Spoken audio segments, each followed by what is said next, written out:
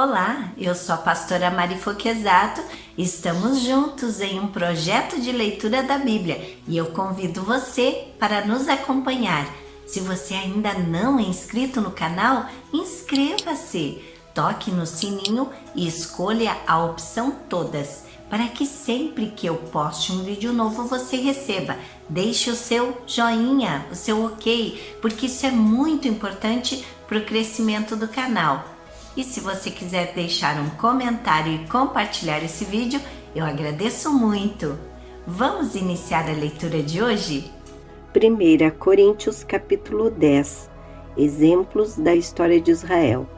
Porque não quero, irmãos, que vocês ignorem o fato de que todos os nossos antepassados estiveram sob a nuvem e todos passaram pelo mar. Em Moisés, todos eles foram batizados na nuvem e no mar.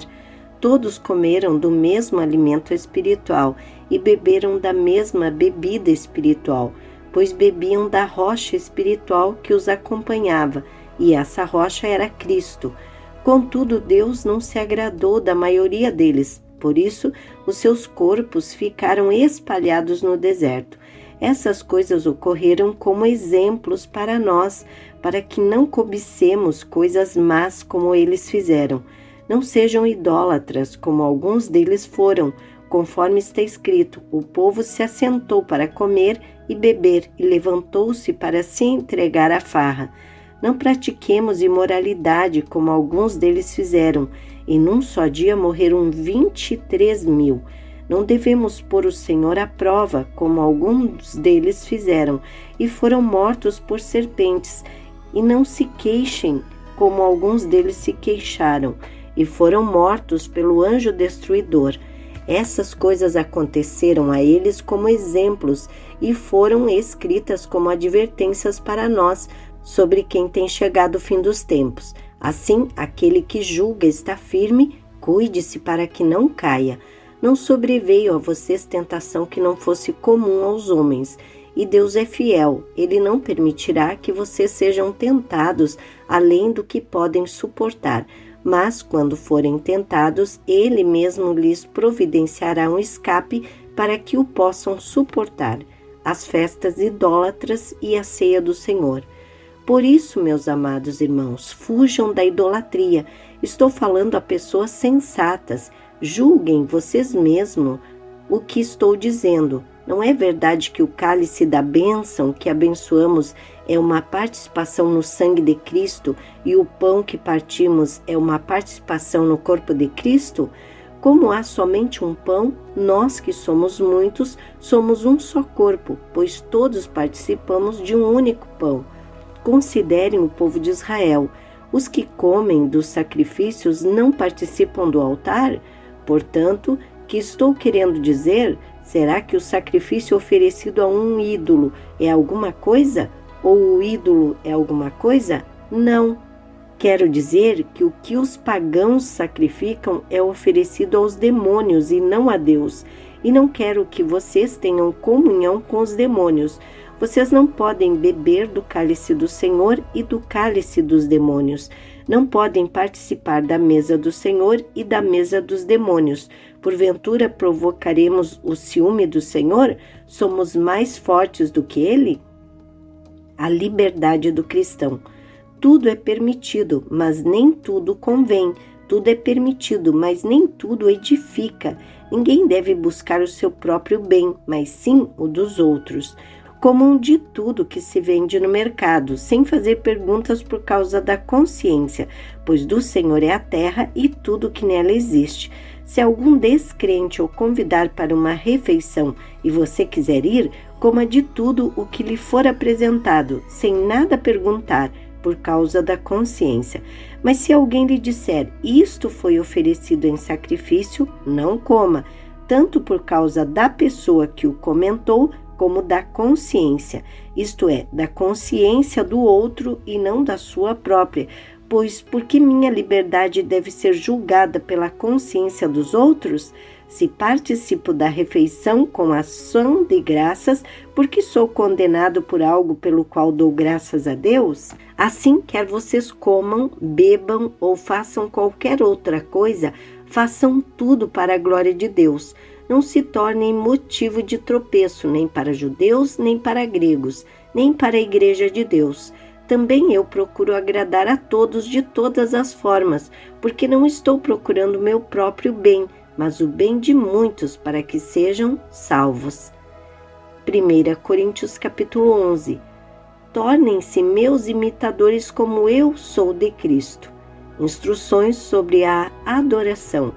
Eu os elogio por se lembrarem de mim em tudo e por se apegarem às tradições exatamente como eu as transmiti a vocês.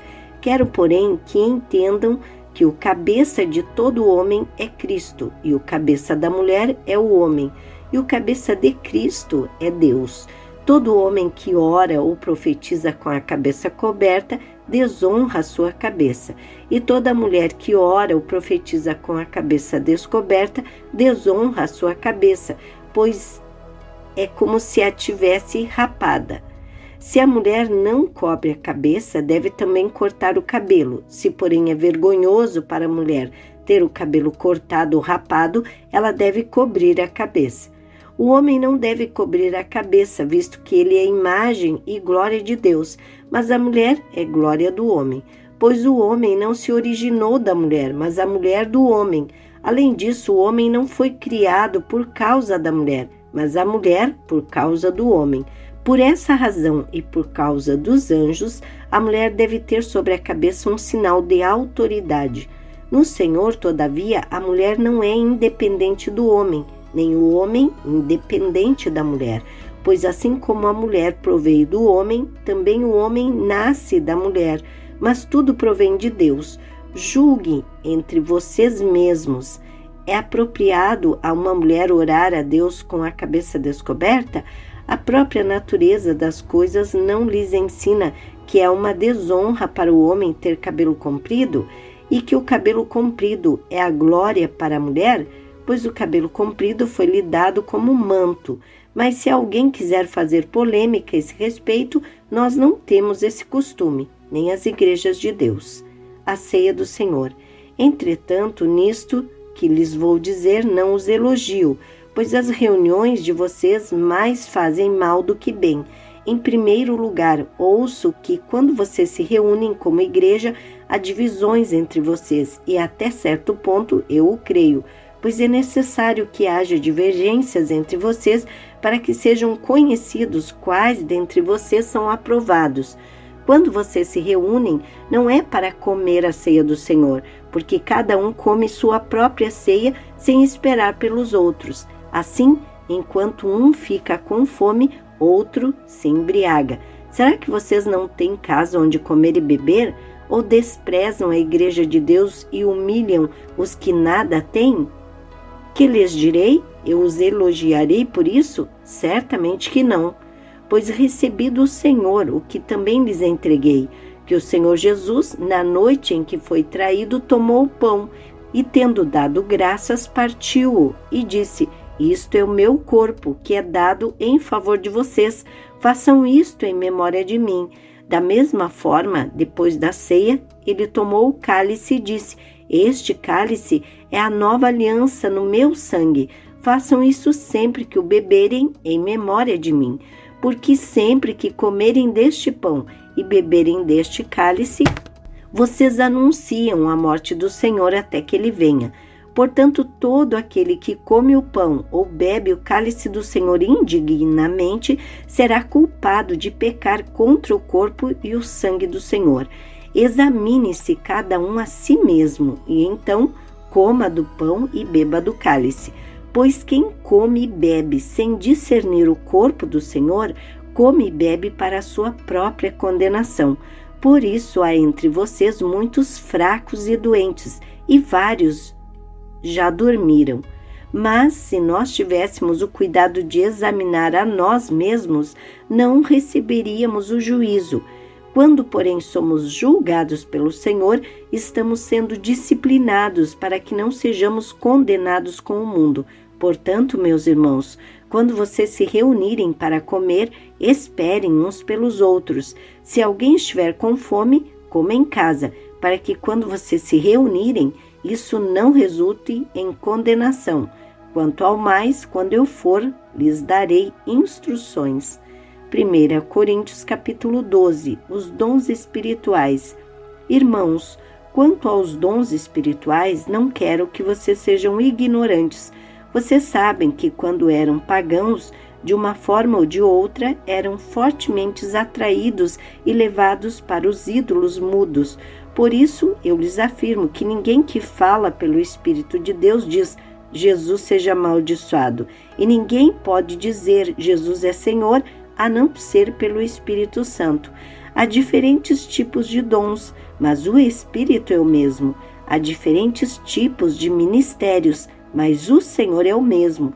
Há diferentes formas de atuação, mas é o mesmo Deus quem efetua tudo em todos. Cada um, porém, é dada a manifestação do Espírito, visando ao bem comum.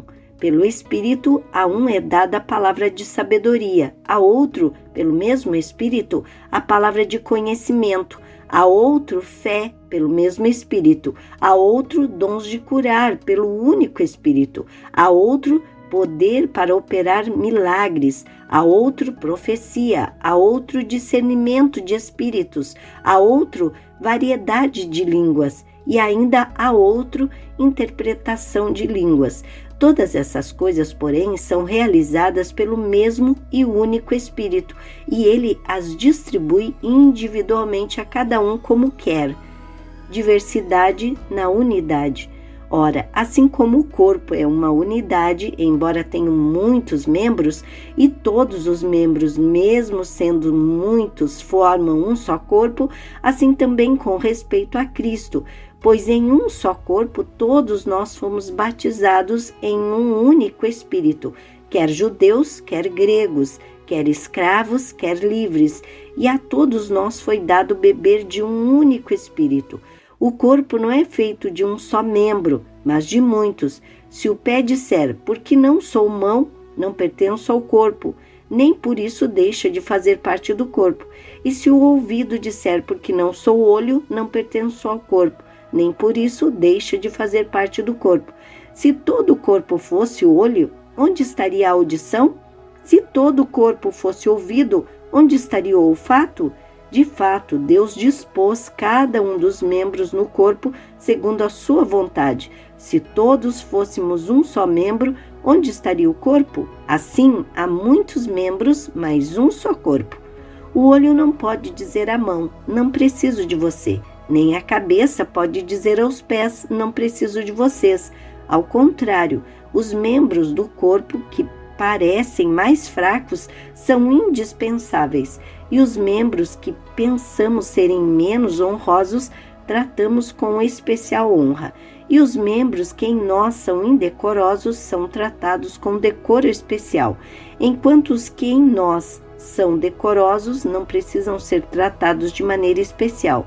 Mas Deus estruturou o corpo dando maior honra aos membros que dela tinha falta, a fim de que não haja divisão no corpo, mas sim que todos os membros tenham igual cuidado uns pelos outros.